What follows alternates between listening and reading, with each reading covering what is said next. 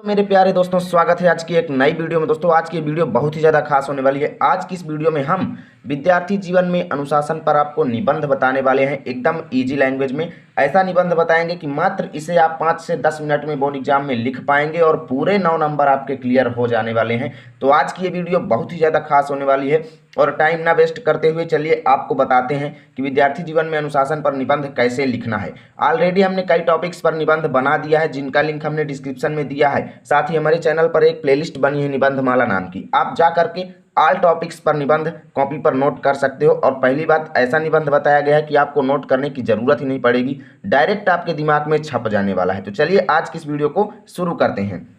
तो यहाँ पर देखो, किसी भी निबंध को लिखने के लिए सबसे पहले बोर्ड एग्जाम में आपको उसकी रूपरेखा बनाना है। तो क्या करेंगे, सबसे पहले रूपरेखा हेडिंग डालेंगे बोर्ड एग्जाम की कॉपी पर, ठीक है। रूपरेखा हेडिंग डालेंगे और इसमें न्यूनतम 5 हेडिंग्स आपको बनाना है, कम से कम 5 हेडिंग रखना है, नहीं तो मार्क्स कटने की संभावना बन जाएगी, ठीक है। तो कम से कम 5 हेडिंग रखनी है, ठीक है। तो पहली हेडिंग, जैसे जिस टॉपिक पर हम बना रहे हैं विद्यार्थी जीवन में अनुशासन पर, तो पहली हेडिंग अनुशासन से तात्पर्य, हम इसको रख देंगे, ठीक। दूसरी हेडिंग क्या है, अनुशासन का महत्व, ठीक है, कि अनुशासन से आखिर महत्व क्या होता है। तीसरी हेडिंग, विद्यालयों में अनुशासनहीनता क्यों है ज़्यादातर, ठीक है, इसका कारण क्या है। और उसके बाद चौथी हेडिंग, अनुशासनहीनता के निराकरण के प्रयास क्या हो सकते हैं। और उसके बाद पांचवी हेडिंग, उपसंहार, इसमें हम अपने विचार प्रकट करेंगे, ठीक है।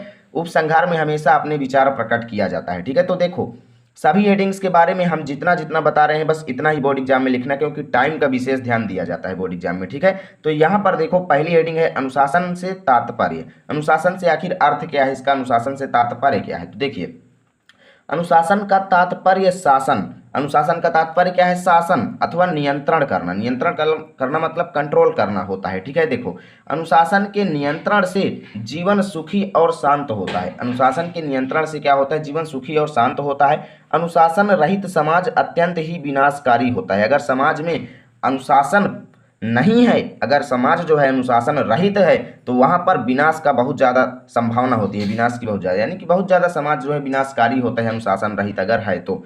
यानी कि अनुशासन का बहुत ही ज़्यादा इंपॉर्टेंस है हमारी लाइफ में, ठीक है।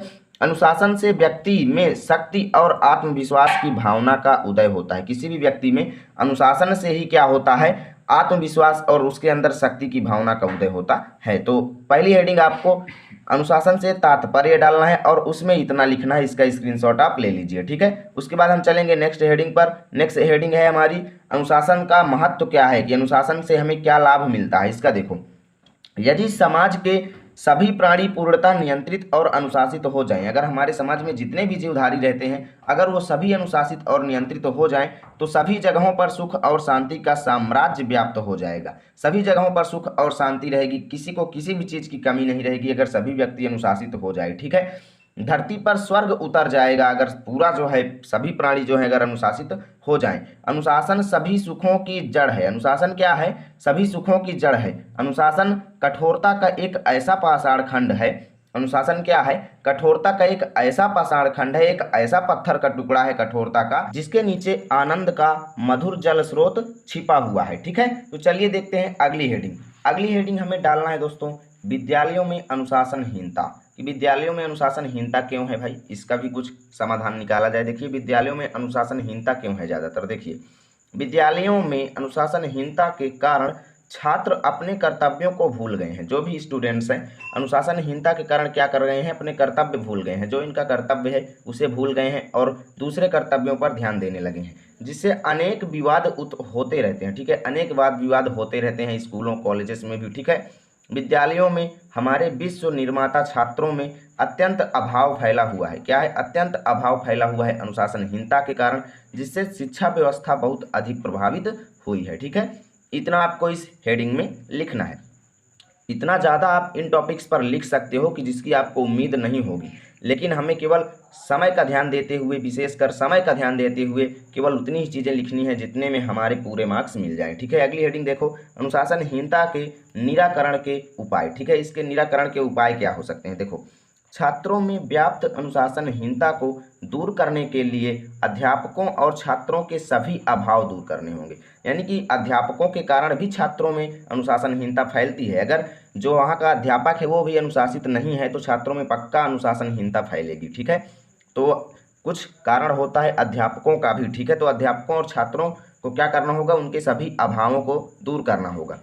छात्र संघों के वास्तविक उद्देश्य को समझाना होगा, छात्रों को उनके जीवन का वास्तविक लक्ष्य समझाना होगा, तभी अनुशासनहीनता से हम रूबरू हो पाएंगे। देखिए, भावी जीवन के प्रति छात्रों को सचेत करना होगा, यानी कि आगे आने वाली पीढ़ी के लिए हमें स्टूडेंट्स को जागरूक करना होगा, तभी हम अनुशासनहीनता से बच पाएंगे। ठीक है, और लास्ट हेडिंग हमारी रहेगी उपसंहार। इसमें हम अपने विचारों को प्रस्तुत करेंगे। जैसे देखिए, अनुशासनहीनता को दूर करने के लिए हम सबको अपने नियमों को समझना होगा, किसका क्या कर्तव्य है उसे समझना जरूरी है। ठीक है, नियमों को समझना होगा और उस नियम के अनुसार कार्य करना होगा। ठीक है, अपने नियम के अनुसार कार्य करना होगा, तभी अनुशासनहीनता दूर हो पाएगी। छोटी छोटी बातों को सहन करके समाज से अनुशासनहीनता को दूर करना होगा, जिससे हमारा समाज सुसंगठित हो सके। ठीक है, तो इतना आपको इस हेडिंग में लिख देना है। और ऐसे यदि आप निबंध लिखते हैं ना, तो मेरी 100% गारंटी है आपका एक भी नंबर नहीं कटेगा।